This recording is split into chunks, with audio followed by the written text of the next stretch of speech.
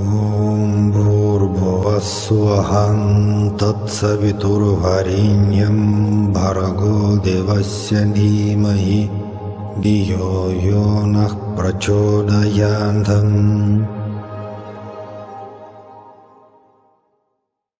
Okay, what kind of question we have for today?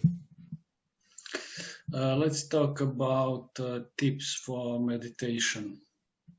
Usually when we start with meditation, we have so much expectations because we read in the books, we watch videos, and they always talk about how meditation is beneficial.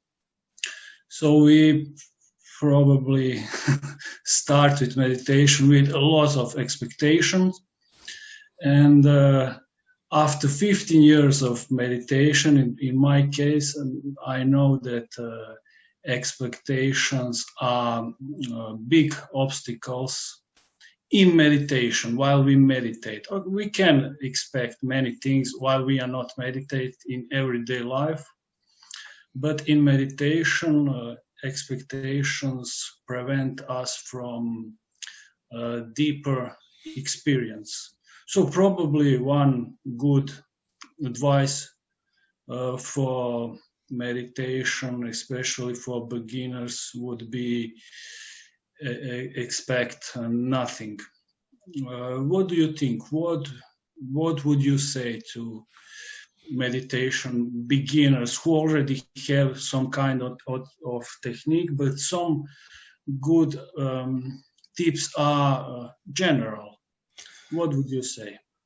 Okay, first of all of us were practicing meditation, mantras, and different aspects of spiritual traditions for many, many lives. Even I don't know for how many. I mean, if I say for hundreds and maybe thousands of lives, people practice meditation and mantras and different aspects of religious practice, whatever. That's the reality. And normally when people think about past life experience, okay, mostly people are ready to dive into discussion about, okay, my past life, 1 or even 2, 3 is too much. But normally when we speak about past life experience, which is very important for our meditation practice right now, I like to put it in a more brutal way. Why think about your past life? I mean, 1. Why not to think about your million lives or billion lives? Then it's a totally different kind of picture. So it means we wish to go to the paradise and we're afraid to go to the hell. But if you think about your billion previous incarnations, okay, first of all, your personality is almost disappearing. It's actually Buddha's experience, when he started to contemplate in that wonderful night, his past lives, as you remember, it was 1, then 10, then 100, then million. And then where is my personality actually? I was total experience of the past that I was. I mean, that's the experience. And also, why to be afraid of hell if you take your billion of previous incarnations, okay, 100 millions of times you was in the hell. Why worry to go there once again? Okay, if we really wish to go to paradise and we think about 1 billion previous incarnations, then what is the special? I already was there literally 100 millions of lives. What else can I experience there? So then, oh my God, then what else? What else can we do? Okay, then again, come back to the human realm. Again, 100 million times I was here or on certain planets which are similar to our civilization. So then what to do? So it's a very powerful meditation about your past life experience, but do not think about one life, but think about billion lives. Okay, anyway, we can suppose up and downs, and all that huge number of previous lives. But what is obvious for me that those people, at least most of them, those people who come to them, meditation seminars, workshops. Okay, both of us, we practice and teach Kriya Yoga, Bijamantra Yoga, and anyway, about most of the people who are communicating with me, okay, learn from me and just discuss something with me. Obviously, people with a huge experience from the past. And that's very important because each of us start to practice meditation or start this apprentice step. Okay, we become disciples, students, apprentice. We wish to learn meditation mantras. We are beginners, but really we are not. If hundreds and thousands of past life experiences we have, it means we are not beginners. We just continue to practice something which we already started long before. That's the reason why when people learn certain mantras, for example, from me, I'm always just telling people, okay, I give you 10, 20, 50, 100 mantras. Because in our tradition, as you know, we work with a huge number of mantras. But be ready that some of them will be, oh my God, very close to you. You'll experience that, I know them, but though at the same time, that's just first time I see them, this mantra and this mantra, because many lives, because, okay, at least in our tradition, we have extremely ancient mantras, and while people practice it for lives and lives, thousands of lives, then they just not learning something new, but it's look like they come across some old stuff. And in our school, which is like Yogi Ramaiah school, basically, and Yogi Ramaiah was born 1926 or 23, something like 23. Yeah, okay, and he passed away 2006, and he was direct disciple of Mahavatara Babaji and many other gurus like Goraknath, Nagaraj, Agastya. So actually, Yogi Ramaiah was a very special person who had received instructions, spiritual instructions from great masters. Yeah, and for him, he didn't like to call himself as the gurus. That's true. And for him, like, who is the real guru? Mahavatara Babaji is the real guru. In a sense, okay, other Mahatma gurus like Goraknath or Agastya Muni, we can call them true gurus, but not people like we are. We are all just friends, just, brother disciples. That's I hope, of the great masters, if we can, because it's also, dangerous, egoistic, ego trick to say that we're all disciples of the great masters. Most probably we're not ready to become it yet. But anyway, that's really interesting. For example, this lifetime, maybe I teach somebody. But what was the situation, let us say, 3-5 lives back? Maybe I was learning from the same person whom I teach this life. So it's like that, because in front of Mahavatara Babaji, we're all beginners, we're all even not disciples, because people quite often in the end of 20th century, now in the 21st century, like to self-proclaimed direct disciples of Mahavatara Babaji, Agastya Muni, and Goraknath. I met number of them, but are we ready to become disciples of such masters? Of course, mostly not, but okay, somehow we can worship, we can be devotees. It's in the yogic tradition, we have different levels, like devotee, bhakta, and then shishya, which is like disciple, or chela, also disciple, yeah. In Russian language, we have such a word, maybe you can understand it, человек. Человек means human being. And the root is chela, means you become human being if you become disciple. If you are not disciple yet, means you are not human being at all. But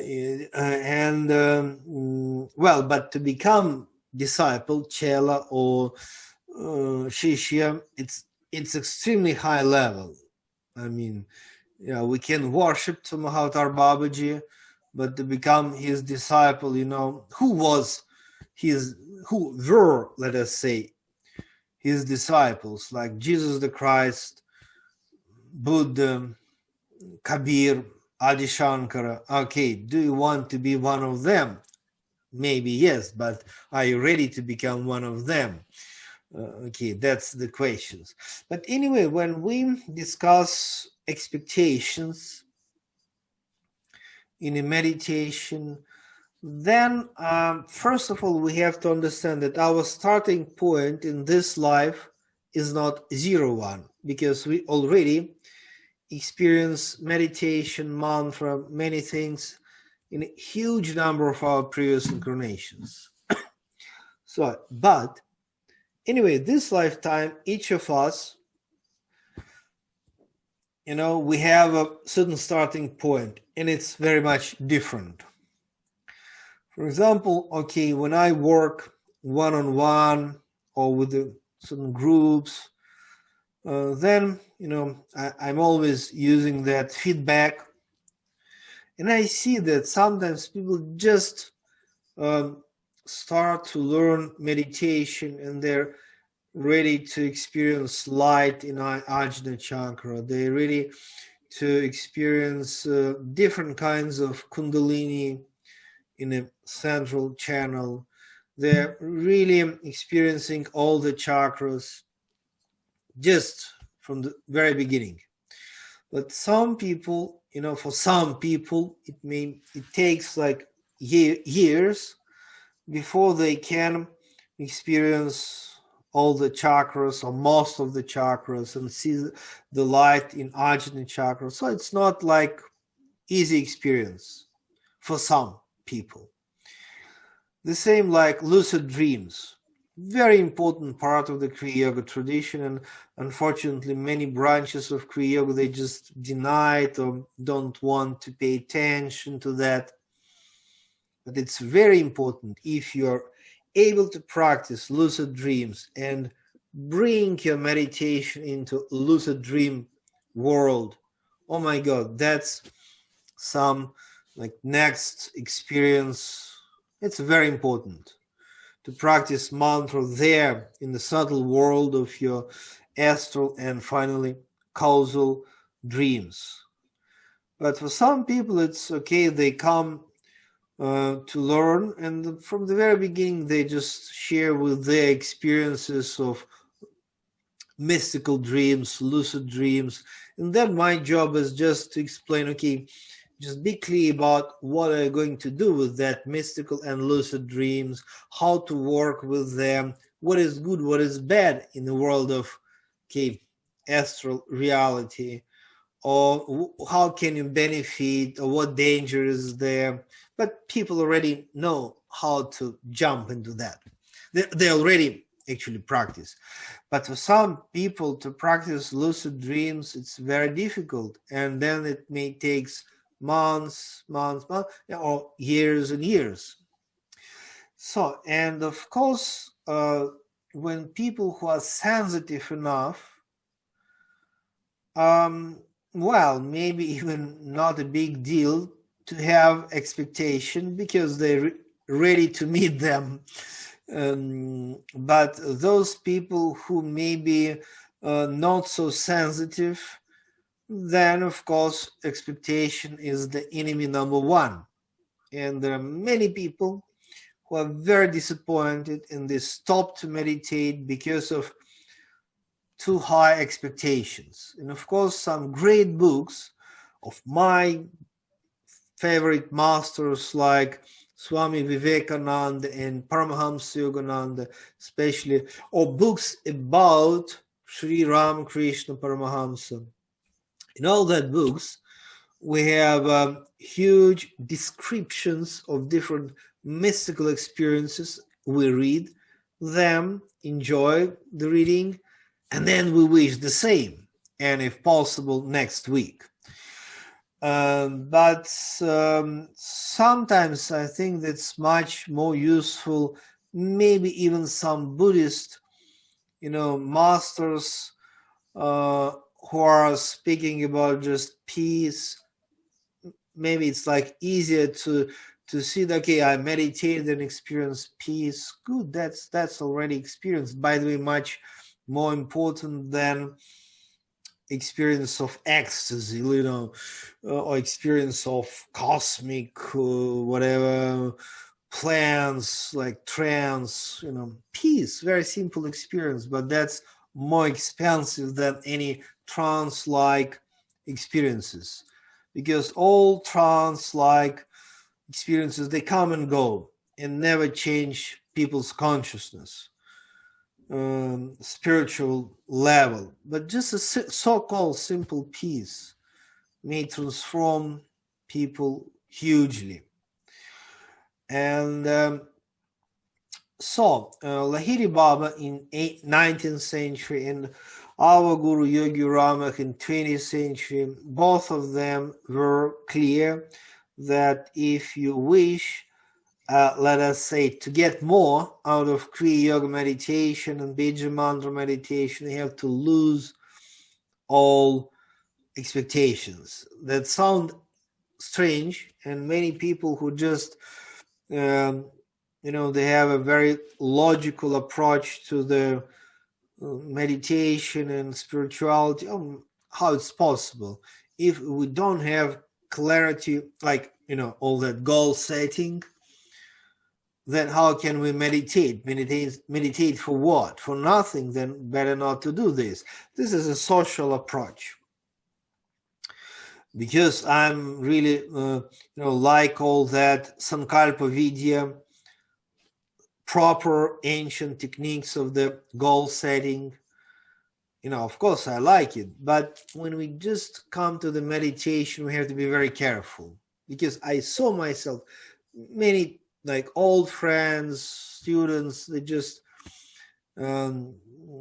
practice with a huge expectation and very quickly they just drop it because they wish to get it, and they can't, because more expectation, more tension, less experience.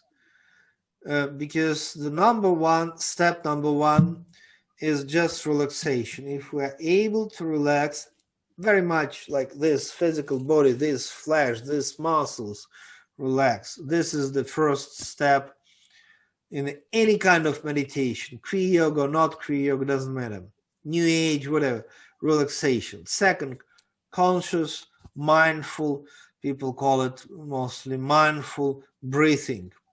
This is after relaxation, or better to say at the same time, relaxation and mindful breathing. So this is very foundation of any kind of meditation. And then just drop everything and just meditate. And it sounds funny, but then you can experience whatever you wish, divine presence, awakening, much faster. Because if you have this idea that I want to experience something like in books written by Paramahamsa Yogananda, Swami Vivekananda, or books about Sri Ramakrishna, then tension in mind, muscles, no experience. And we stay in our thoughts. Thoughts about desires to experience something which is which we know mostly intellectually from the wonderful and the great books. And all that books, they do the actually great job. They describe to the people some reality which is outside of our social world, our physical world. Great job. But in a sense, yeah, that's tricky books which may create certain desire for all that trance-like experiences, which are in a sense wrong, because not bright trance, that's not the goal, but the peace and just disappearance of the one who is meditating. So it's like totally different direction. I wish to get experience, means I am strongly exist.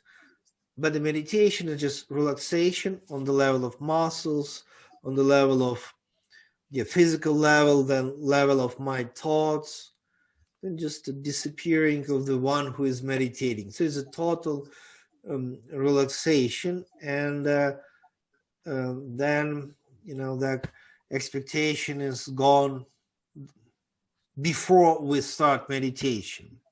But of course, in the end of this video, I wish to repeat, I know that for the people who are sensitive enough, very easy to drop all that, because they may experience vibration, chakras, kundalini. It's easy to say, okay, let me drop everything, because actually I'm already experiencing out-of-body experience, light, whatever. But it's much more difficult for those who are not sensitive enough, and that's very difficult, complicated situation, who are not sensitive enough, and they must actually to desire to experience this. So that means in the beginning of this video I started actually that we start in this lifetime to learn meditation, to practice meditation on different levels, and very much personally, master, teacher, guru, yoga teacher, who is teaching meditation, not physical hatha yoga, but meditation, must work with such a student and see the balance between, maybe it's good to create certain goals and expectations, but at the same time to be able not to let them to become too powerful. So the balance is good. Okay, let us complete this video.